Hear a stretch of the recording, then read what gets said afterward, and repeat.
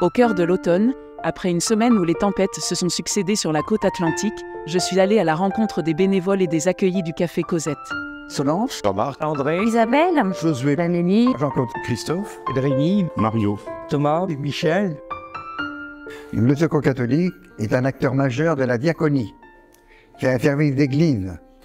Il doit témoigner de l'amour que le Christ porte à chaque personne et au monde.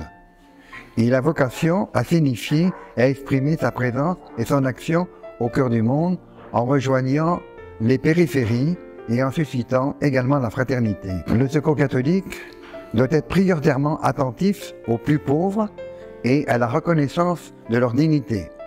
Pour cela, il veille à recueillir, à valoriser la parole des plus pauvres et des plus petits. Il est missionné par l'Église de France à être présent au cœur de la société, à écouter, à être à l'écoute de la parole de Dieu, à dénoncer les causes structurelles de la pauvreté en France et dans le monde, à partir de la vie et de la parole des pauvres. La conférence des évêques encourage le Secours catholique à poursuivre la mise en œuvre de la doctrine sociale de l'Église comme boussole de son action et de son organisation.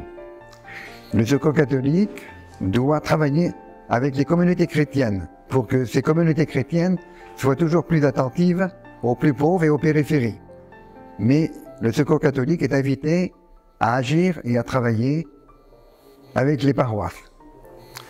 Alors c'est dans cette mission confiée par les évêques que la délégation du Secours catholique Les Charentes vient partager avec vous son expérience avec les personnes en précarité. Le matin, quand on a faim, on peut venir. En plus, on discute avec les bénévoles qui sont super gentils. Et maintenant, même le dimanche aussi, on peut avoir le café le matin. Et ça rend la semaine sympathique.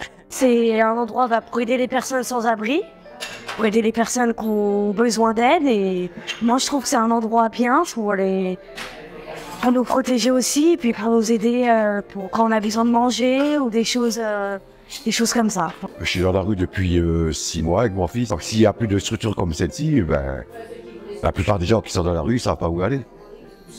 Il y a un peu d'humanité. Je suis très bien accueilli et ce que j'aime bien, c'est leur sourire. En même temps, je les fais rire. On faut pas se plaindre. C'est vrai, il faut pas se plaindre. On a beaucoup de choses à manger. Surtout, non mais c'est vrai, les gens ils viennent aussi pour manger, pour rigoler.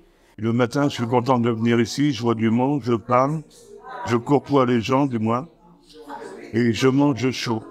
Je viens donc tous les jours depuis 2 mois, je crois, au Café Cosette. Ce que j'aime bien, c'est au-delà du déjeuner, les gens qui travaillent ici et les gens qui viennent. C'est vraiment quelque chose de bien parce qu'il y a tellement de personnes qui sont dans la pauvreté qu'il faut trouver des associations comme ça, on développe des associations qui puissent aider les gens vraiment à s'en sortir, quoi. Nous sommes en couple et ce que je viens ici, c'est pour le café chaud et ceux qui nous servent aussi. Sans eux, on n'aurait rien le matin. Et c'est un réchauffement pour toute la journée.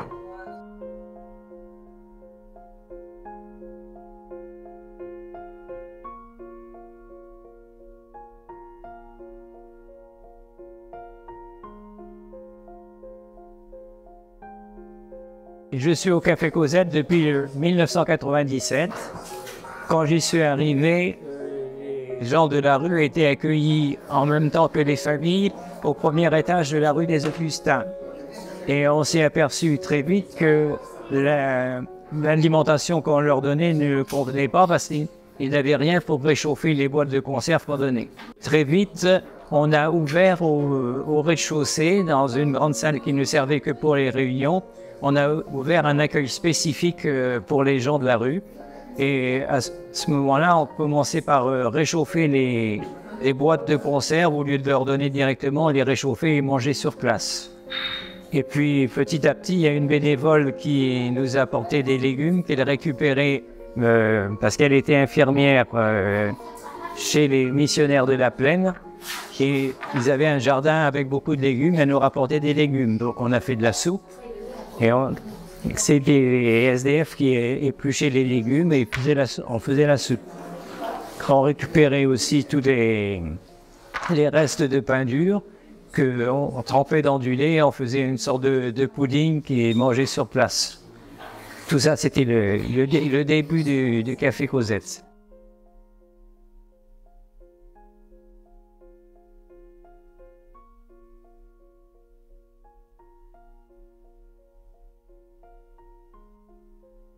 Je fais partie de l'équipe du lundi. Je suis venu donc au Café Cosette après avoir rencontré André Renaud, qui était avec moi au Chimène Club de La Rochelle, qui est l'accueil des marins étrangers. Ça va presque faire 1 an, au début d'année 2024, que j'ai découvert ce café où il y a une jolie ambiance entre les accueillis et les accueillants. Voilà, donc beaucoup de chaleur humaine et puis beaucoup de partage. Donc tartines échangées, sourires échangés, café échangé.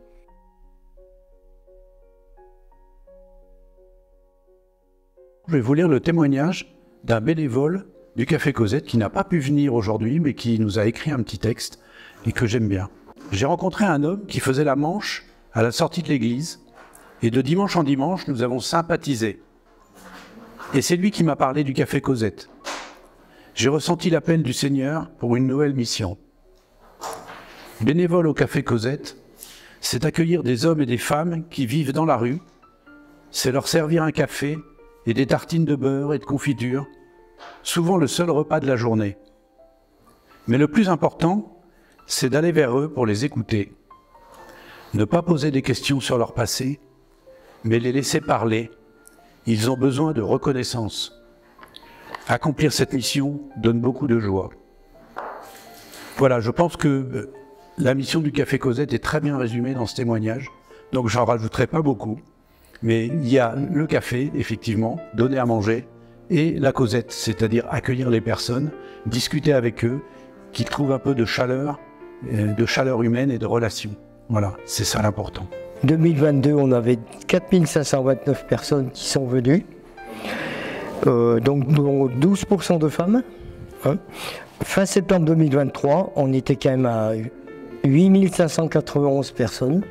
Donc 189% de personnes en plus et 14,5% de femmes. Le Café Cosette a besoin de votre soutien pour continuer sa mission auprès des plus pauvres.